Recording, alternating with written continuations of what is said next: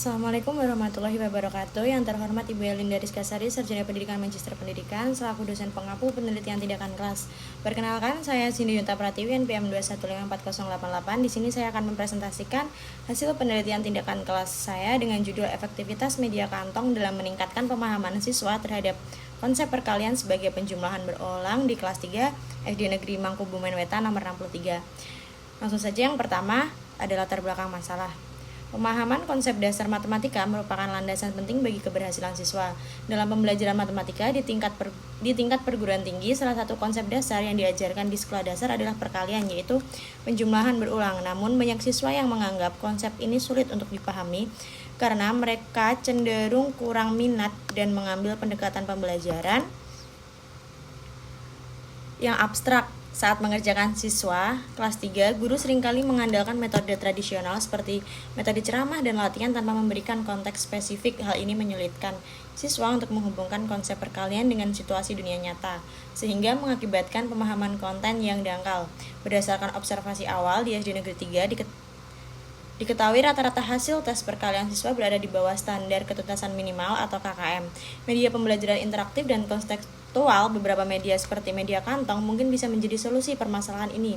Media kantong memberikan pengalaman belajar yang konkret dan menyenangkan melalui simulasi fisika penjumlahan berulang dengan menggunakan benda nyata. Hal ini memungkinkan siswa untuk lebih memahami konsep penjumlahan dan perkalian berulang secara visual dan praktis. Berdasarkan uraian tersebut, maka peneliti ini bertujuan untuk menguji efektivitas penggunaan media saku dalam meningkatkan pemahaman siswa tentang konsep perkalian penjumlahan berulang di kelas 3 SD Negeri Mangkubumen Wetan nomor 63. Yang selanjutnya ada rumusan masalah. Berdasarkan identifikasi masalah, maka rumusan masalah dalam penelitian ini adalah yang pertama, apakah penggunaan media kantong efektif dalam meningkatkan pemahaman siswa pada konsep perkalian sebagai penjumlahan berulang di kelas 3 SD Negeri Mangkubumen Wetan nomor 63. Yang kedua, bagaimana peningkatan pemahaman siswa terhadap konsep perkalian sebagai penjumlahan berulang setelah menggunakan media kantong. Dan yang terakhir, apa dampak penggunaan media kantong dibandingkan metode konvensional dalam meningkatkan pemahaman konsep perkalian siswa. Yang selanjutnya ada batasan masalah.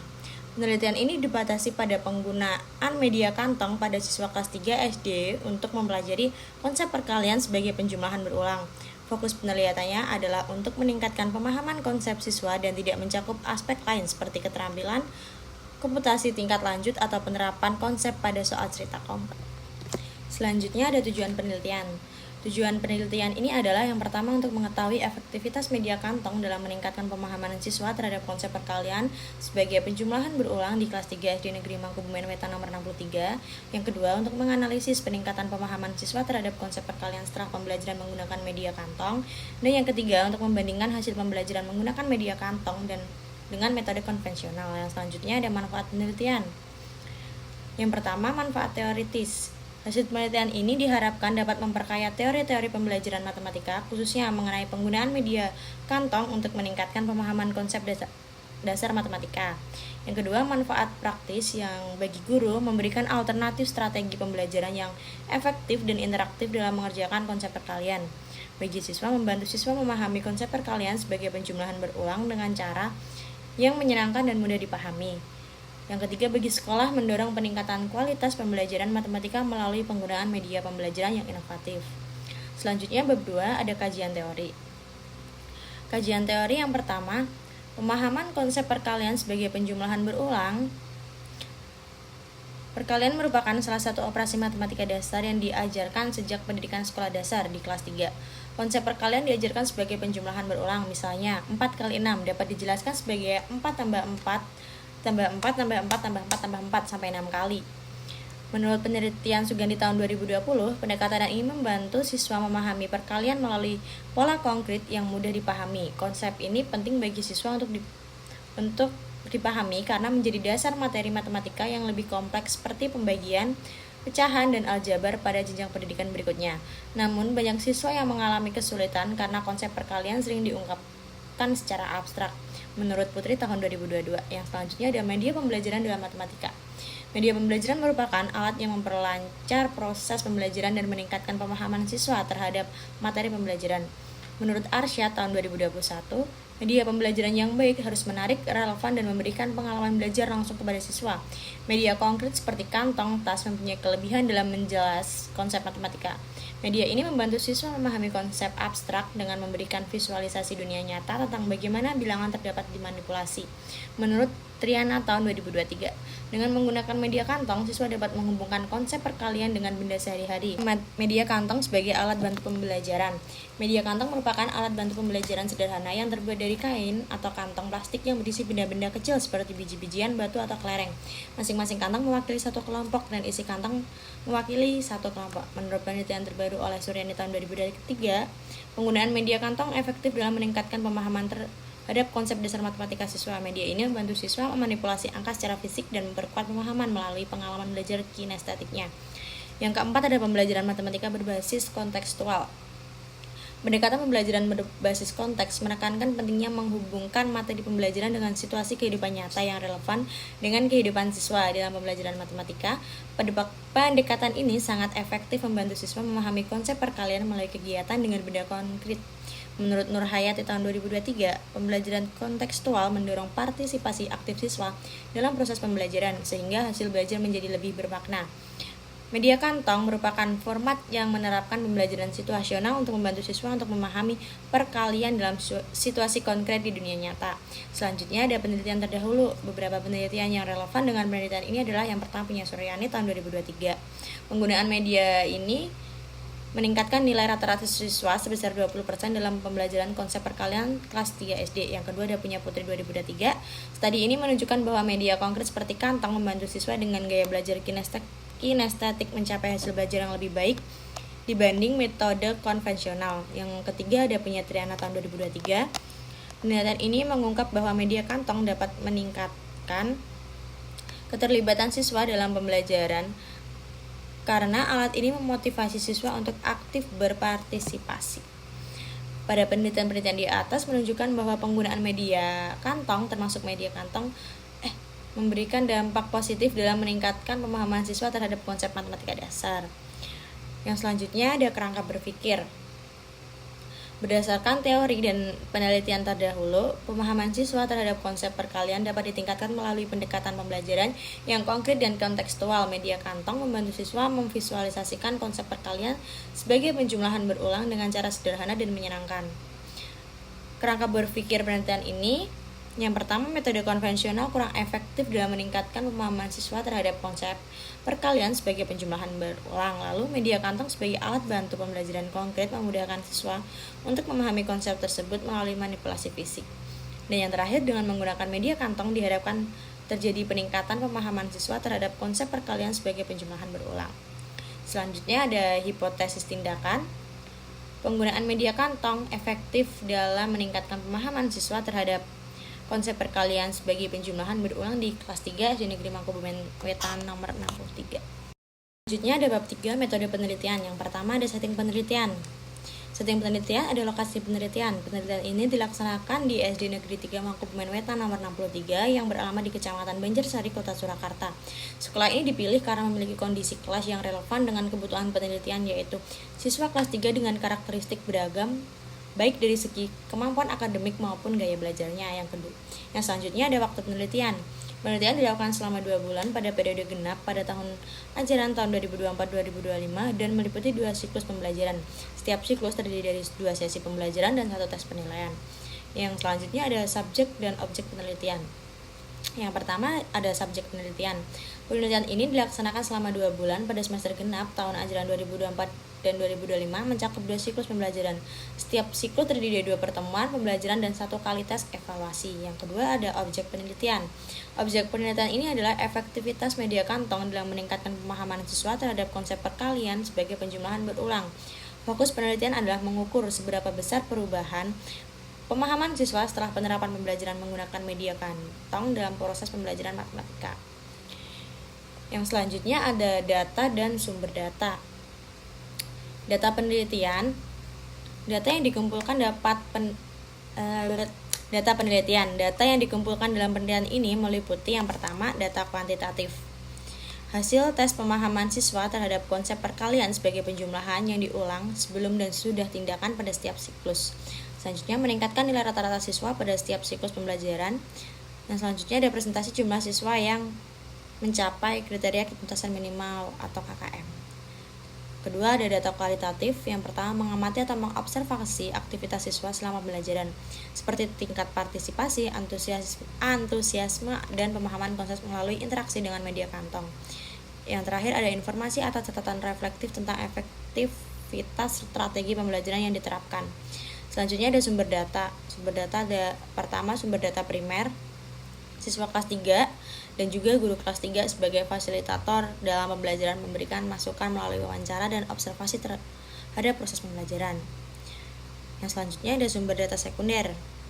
Sumber data sekunder ada dokumentasi beberapa foto, video, dan catatan belajar, lembar observasi yang diisi selama pembelajaran, dan penelitian literatur atau kajian teori yang mendukung penggunaan media kantong dalam pembelajaran matematika. Yang selanjutnya ada teknik dan alat pengumpulan data. Teknik pengumpulan data yang pertama ada observasi.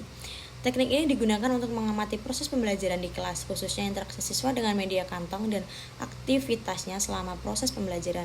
Observasi dilakukan oleh guru atau staf dan mencatat langsung tingkah laku siswa.